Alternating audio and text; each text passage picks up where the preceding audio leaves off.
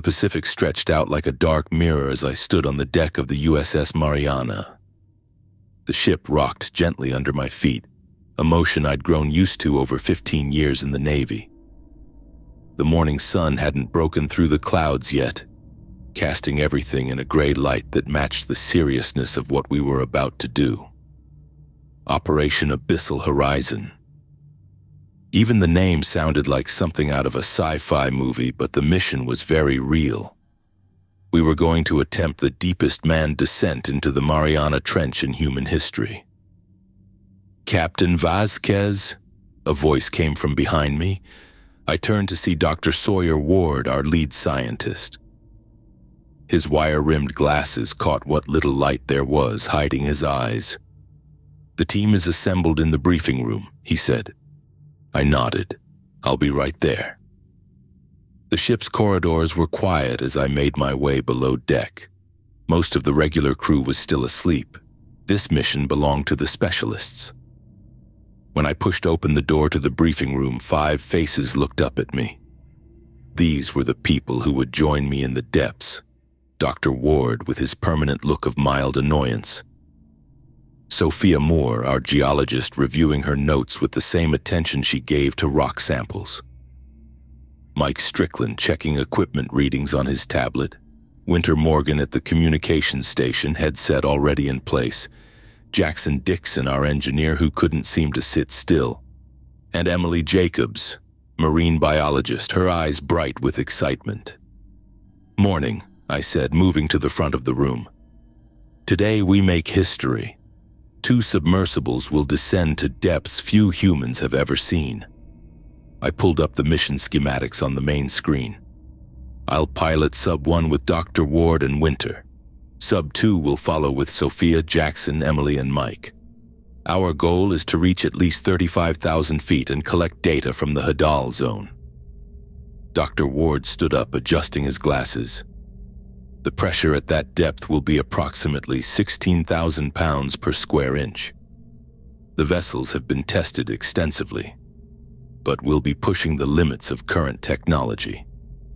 Sophia raised her hand. "The geological samples we collect could change our understanding of Earth's deep structures. If we're lucky, we might find evidence of previously unknown tectonic activity.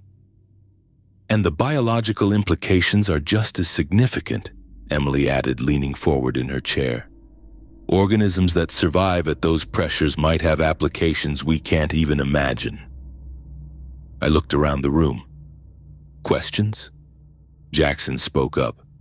"The power systems are good to go, but I want everyone to remember that at those depths, we're completely cut off except for the acoustic communication system.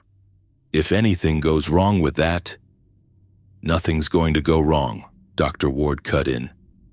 Winter tapped her console.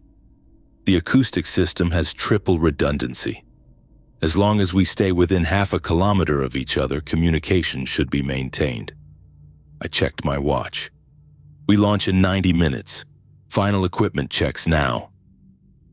We meet at the deployment bay at 0600. As the team filed out, I stayed behind. The weight of command was familiar, but this mission felt different. We were heading into one of the most hostile environments on Earth. A place darker and more remote than the surface of the moon. The deployment went smoothly. I watched through the viewport as the ocean swallowed us, the surface light fading quickly. The submersible hummed around us, systems working exactly as they should. "Passing 1,000 feet, Winter said from her station. Dr. Ward barely looked up from his instruments. "The first few thousand feet are hardly worth noting. Wake me when we hit 10,000. I kept my eyes on the controls. "Sub 2, status check?" Sophia's voice came through clearly on the comm system. "All systems normal, Captain. Depth 1,050 feet and descending at standard rate." The hours passed in near silence, marked only by regular status updates. The darkness outside was absolute now, broken only by our external lights which caught occasional glimpses of marine life. "Passing 10,000 feet, Winter announced. Dr. Ward finally looked interested. Now we're getting somewhere. Pressure readings are exactly as predicted. 15,000 feet, Winter called out later. Sub 2 is maintaining position 200 meters above us. At 20,000 feet, the real challenges began. I'm picking up some unusual readings, I said, looking at the sonar display. The screen showed odd interference patterns I'd never seen before. Dr. Ward looked over my shoulder. Just pressure anomalies. The instruments get finicky at these depths. 30,000 feet, Winter said. Her voice sounded tight. We were deeper than almost anyone had ever gone. The interference on my screen got worse. You sure about those readings, Dr. Ward? He waved his hand. Perfectly normal. The Challenger Deep plays tricks on our instruments. I wasn't convinced, but I kept our descent steady. The submersible creaked around us, the hull contracting slightly under the incredible pressure. 35,000 feet, Winter announced. We're approaching the record depth. Sub 2 reports all systems normal, she added. They're holding at 34,800.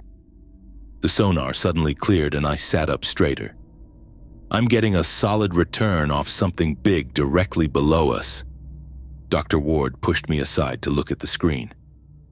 That can't be right.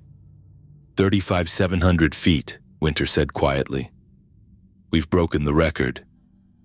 Our lights cut through the darkness, illuminating what should have been empty ocean floor. It wasn't empty. What the hell is that? I whispered. Rising from the seabed was a structure that had no business existing. Massive and angular, with perfectly straight edges that couldn't have formed naturally. It looked almost like a partial pyramid with sections jutting out at precise geometric angles. This is impossible, Dr. Ward said, his voice suddenly lacking its usual confidence. Human structures can't exist at this depth. Nothing can build down here. Sub 2, are you seeing this? I called over the comm. Affirmative, Sophia replied, her voice shaking slightly. We have visual. It appears to be artificial. Approaching for closer inspection, I said, guiding our vessel forward. Radiation levels normal, Winter reported. No detectable energy signatures. Dr. Ward was frantically taking readings. The material composition doesn't match anything in our database. This shouldn't be here, Vasquez. As we closed to within 50 meters of the structure, something changed. The air in the cabin felt heavy, charged with something I couldn't name. Pull back, Dr. Ward said suddenly. Pull back now! Before I could respond, he grabbed his head and let out a scream that made my blood run cold. His body went rigid, then began to shake violently. Ward! I pulled back on the controls, reversing our approach. The submersible responded sluggishly. Winter jumped from her station, trying to help Dr. Ward as he collapsed to the floor, his body twisting in what looked like unbearable pain. His screams filled the small cabin as he clawed at his own head. Sub 2, maintain your position, I shouted into the comm as I pulled us away from the structure. Do not approach.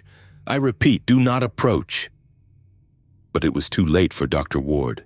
He lay on the floor of the submersible, his body still jerking and twitching. His eyes had rolled back, showing only whites, and a thin line of blood trickled from his nose. The calm, arrogant scientist was gone, replaced by someone or something I didn't recognize. Winter knelt beside him, trying to hold him still. He's burning up. We need to get him back to the surface. I pushed the engines to maximum safe ascent speed, which at this depth wasn't nearly fast enough. Sub 2. We're aborting the mission. Begin emergency ascent procedures. Dr. Ward is... He's not okay. What happened? Sophia's voice crackled through the comm. I don't know, I said, watching as Winter struggled to keep Ward from hurting himself. Just get your team to the surface, now. The submersible began its slow journey upward. Each foot felt like it took an hour, with Ward's condition getting worse. His screams had turned to low moans punctuated by words in what sounded like multiple languages, none of which I'd ever heard him speak before. "Winter, see if you can get him secured," I said, not taking my eyes off the controls. "We can't risk him damaging any systems." She nodded and pulled out the emergency restraints from the medical kit. Ward barely seemed to notice as she secured his wrists and ankles, his body still twisting against invisible pain. "What did we find down there?" Winter asked quietly once she'd done what she could for him. I looked back at the sonar display, now showing only empty water behind us. "I don't know. But whatever it wasn't meant for us to find." As we continued our ascent, Ward finally went still. His breathing was shallow but steady, his face covered in sweat. The bleeding from his nose had stopped, but dried blood crusted his upper lip. Whatever had happened to him, I knew our mission had changed completely. We'd gone looking for scientific discoveries in the deepest part of the ocean. Instead, we'd found something that defied explanation, and it had nearly killed one of our own. I looked at Ward's unconscious form as Winter checked his pulse. The structure below us was now out of sight, but not out of mind, and I couldn't shake the feeling that we hadn't left it behind at all, that somehow we'd brought part of it with us. The sub broke the surface, water rushing off the hull as we rose into daylight. Dr. Ward's seizure had stopped by the time we reached normal depth, and he looked around with bleary eyes as if waking from a dream. "What happened?" he asked, rubbing his temples. "You had some kind of episode," I said. "We're heading back to the Mariana." He nodded slowly, then looked at me with sudden clarity. "We need to go back down, Commander." I checked his pupils. "Medical first, then we'll discuss next steps." "No, you don't understand. It's calling to us. Don't you hear it?" The medical team took him away when we docked, but by dinner, Ward was already back on his feet, cleared for light duty. I watched him pick at his food in the mess hall, his eyes distant, lips moving in silent conversation with himself. Over the next 2 days, Ward changed. The brilliant scientist who could explain complex biological phenomena in simple terms now spoke in fragmented sentences about the song. He'd stop mid-conversation, head tilted as if listening to something nobody else could hear. "It's beautiful, Commander," he told me when I found him alone on the observation deck, staring out at the water. "Like mathematics turned into sound, pure information." "Dr. Ward, Sawyer, maybe you should rest. I'm trying to translate it." His fingers tapped against the railing in an odd rhythm. "It wants us to return." I nodded and backed away, then went straight to Captain Reese's quarters. The captain listened to my concerns without interruption. "I've already ordered Dr. Bridges to evaluate him," Reese said, looking tired. "But she can't find anything medically wrong. His vitals are normal. Brain scans show typical activity patterns. Blood work came back clean. With all due respect, sir, something's not right. He's not sleeping. He keeps talking about hearing a song from the structure." "The structure that only he saw clearly through the cameras," Reese reminded me. "The same structure we have no evidence of beyond his testimony and some unclear footage." "I saw something down there too," I said. "I know you did, Commander, but until we have more concrete evidence, my hands are tied. We can't just sedate a senior scientist because he's acting eccentric." I left the meeting feeling uneasy.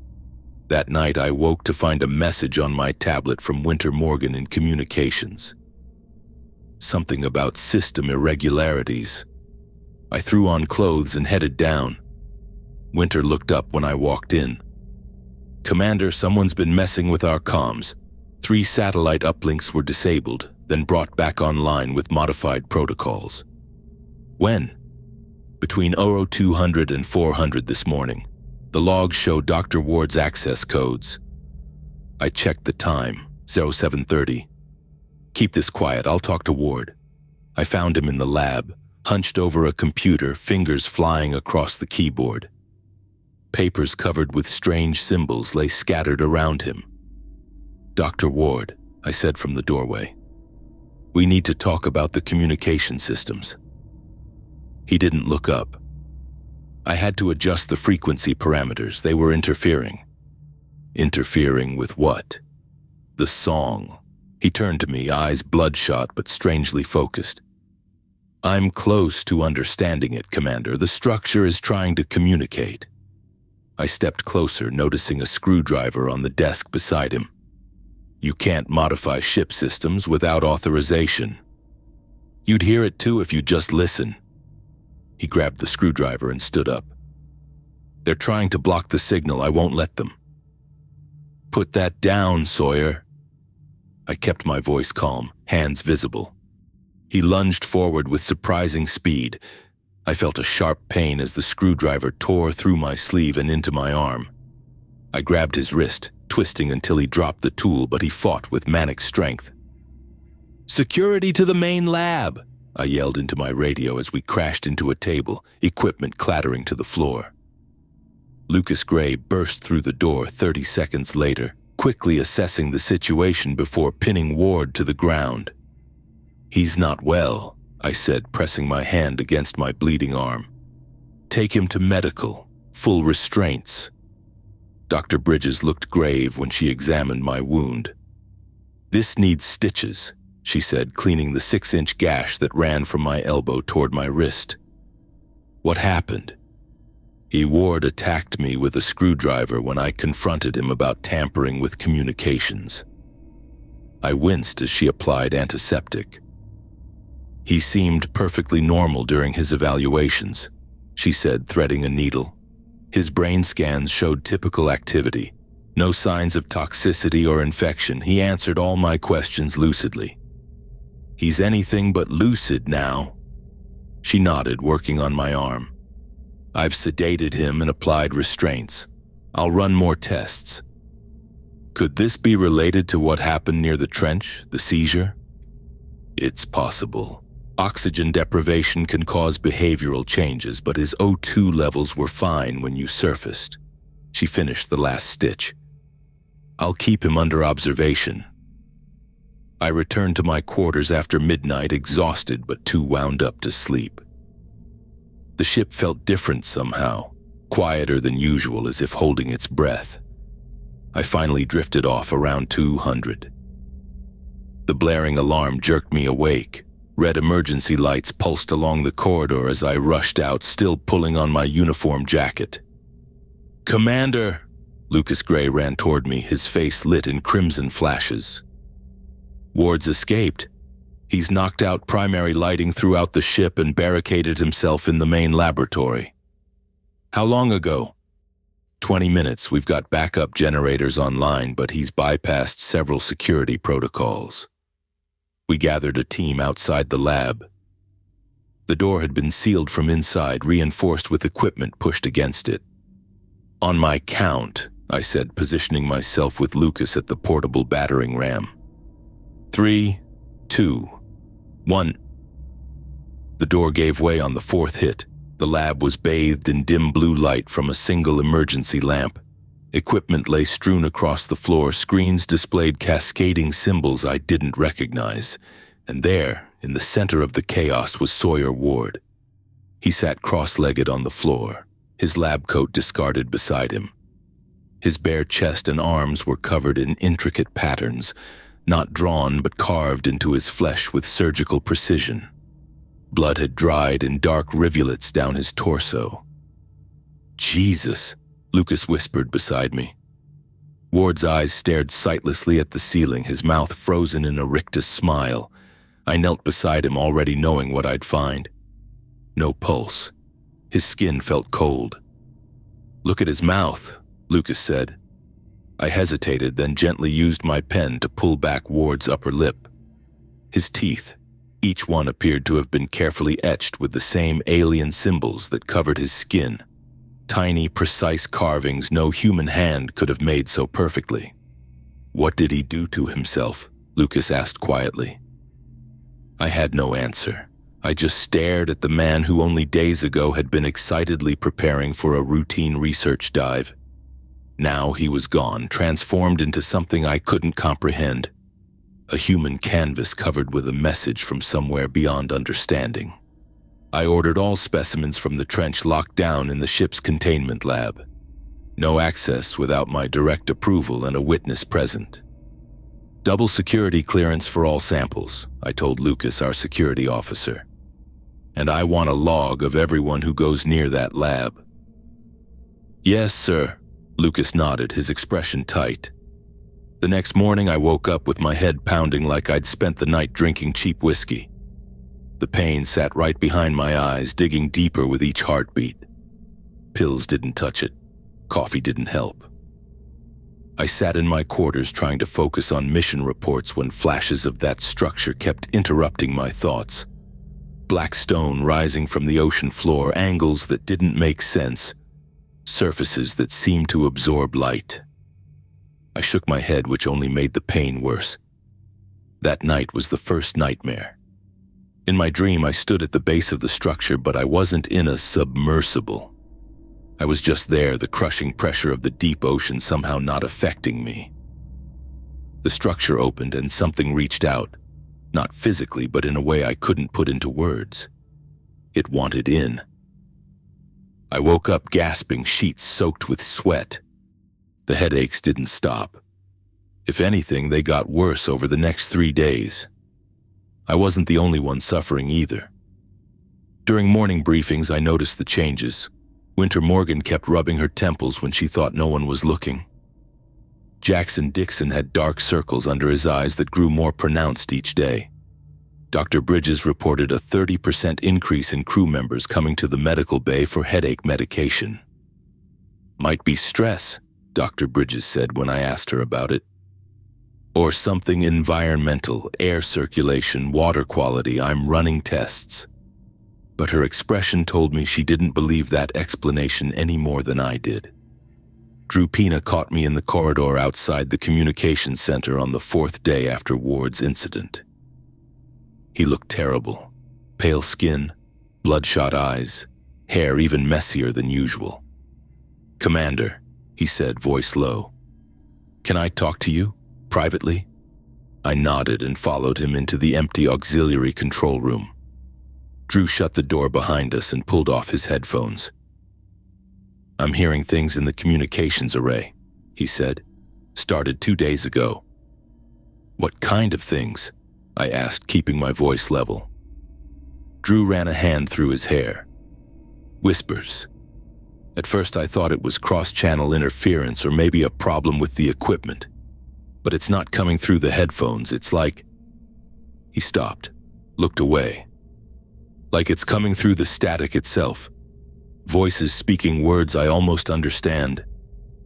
A chill ran along my arms. "Have you told Officer Morgan?" "No." Drew shook his head. "She'd think I was losing it. Maybe I am." "You're not," I said.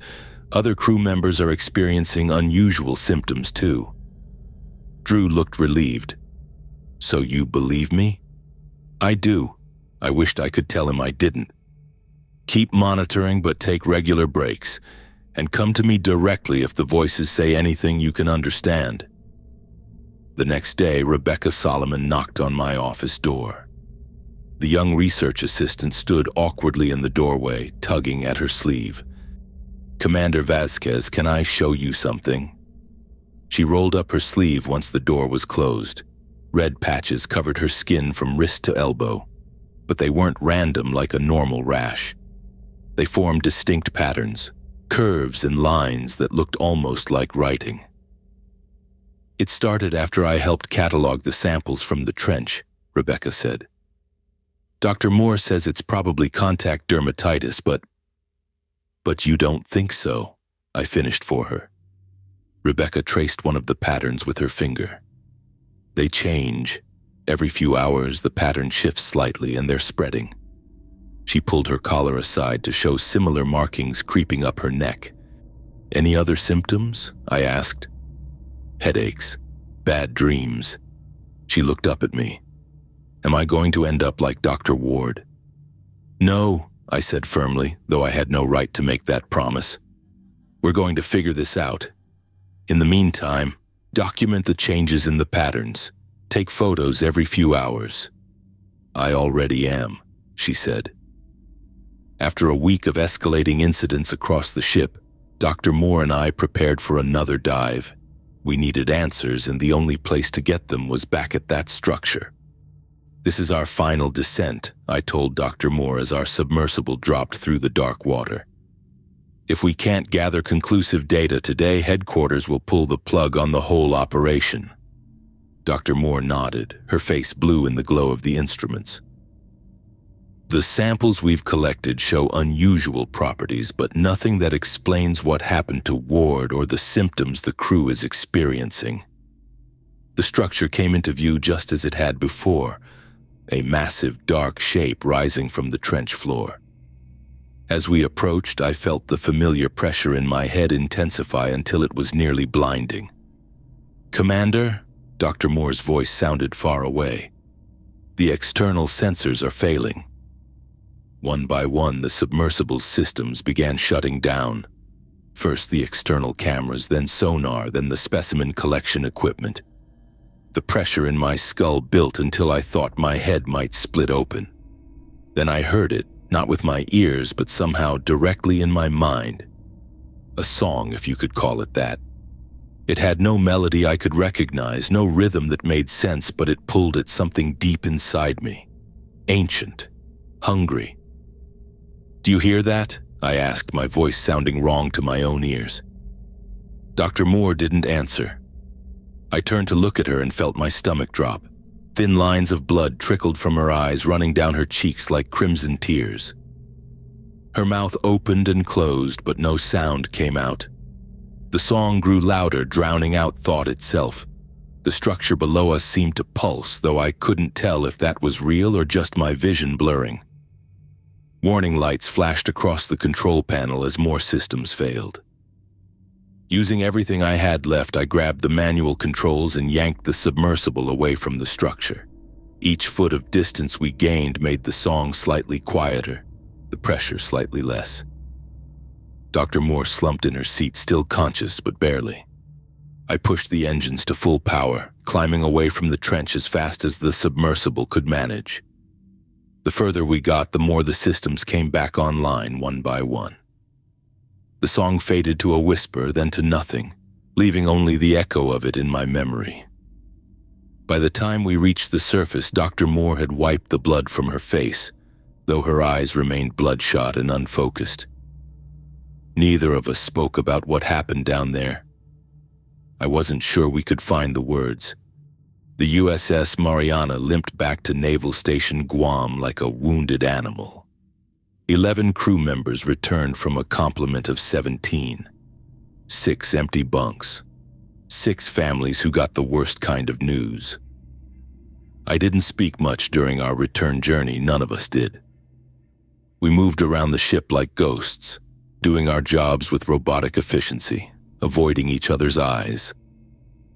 The official story took shape before we even reached port. A tragic accident during a routine research dive. Equipment failure, pressure issues, nothing that would raise eyebrows or prompt uncomfortable questions. Armed guards met us at the dock, not a welcome party, a containment team. "Commander Vasquez," a stern-faced officer said, checking my name against his clipboard. Medical evaluation, then immediate debriefing. The medical base smelled like antiseptic and rubber gloves. A doctor checked my vitals, drew blood, scraped skin samples. They separated us all, put us in isolation. Standard procedure, they claimed. Nothing standard about it. "Any unusual symptoms to report?" the doctor asked, not looking up from her chart. "No," I lied. The nightmares had already started. The whispers in languages that didn't exist. The way the darkness behind my eyelids seemed to move. 3 days of debriefings followed. Men in suits asked the same questions different ways, looking for cracks in my story. I stuck to the facts as they wanted them. Equipment malfunction, sudden pressure change, crew casualties. I signed papers. They told me what I could and couldn't say. National security, classified information, my duty to my country. I nodded in all the right places. 2 weeks after we docked, they transferred me to a psychiatric facility on the mainland. That's where I met Dr. Dustin Noble. "Tell me about the dreams, Commander," he said during our first session. His office had no windows, just soft beige walls and a desk between us. "I don't dream anymore," I said. Noble made a note on his pad. His bow tie was crooked.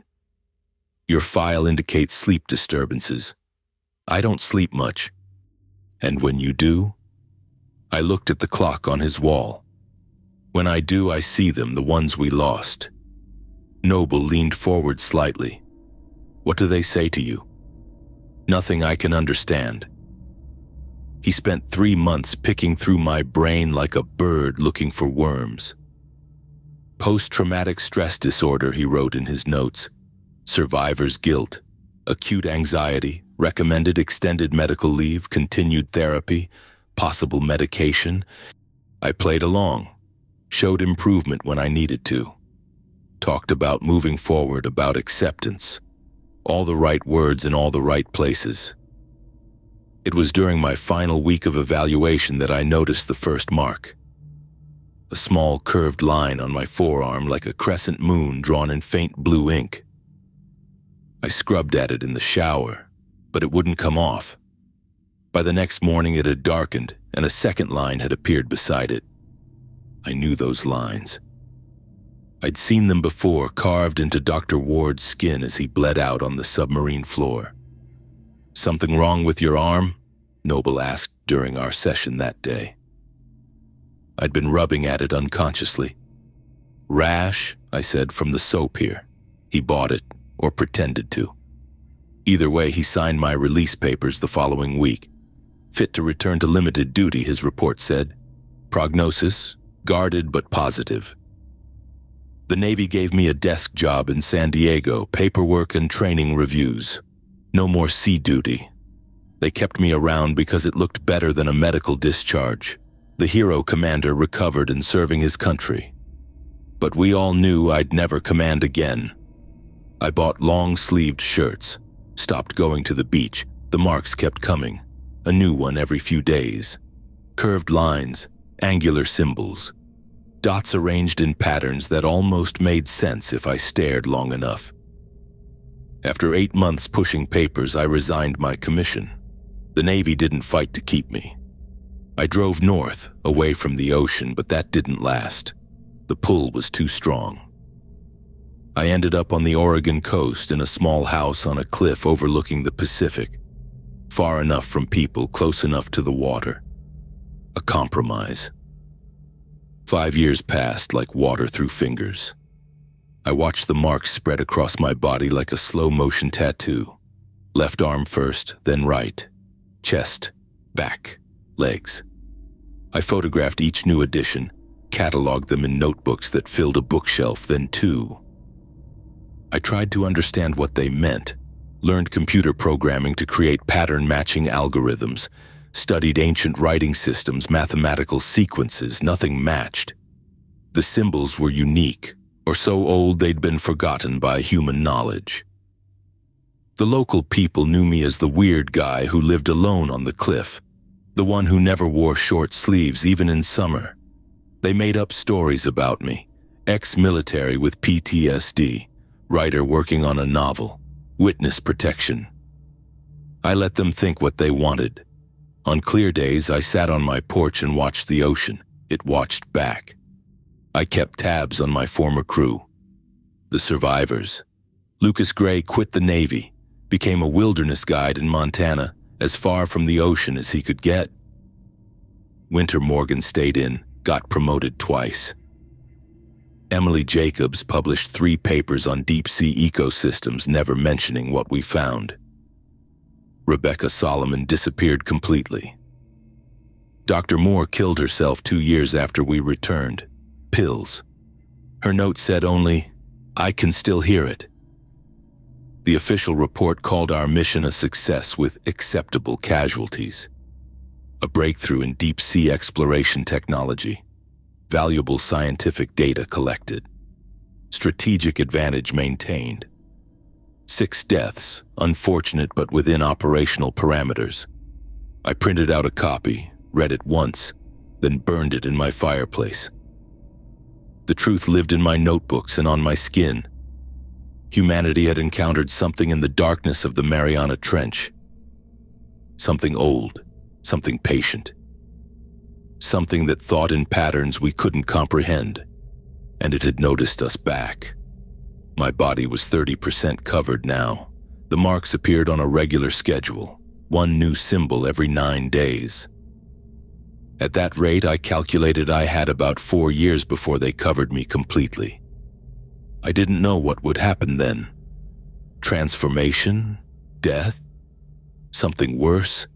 Some mornings I woke up speaking languages I'd never learned, the words evaporating from my mind as soon as I became fully conscious. I found drawings I didn't remember making, mathematical equations that solved problems I didn't understand. The thing from the trench had planted a seed inside me, inside all of us who came too close. For most, it killed quickly. For others, like Moore, it took longer. And for me, I was becoming its voice, its translator, its bridge to our world. I could feel it inside me, spreading like ink in water, reshaping my thoughts, changing how I saw reality. A constant reminder of what waited in the dark below, patient, ancient, watching. The ocean kept its secrets well, but not forever.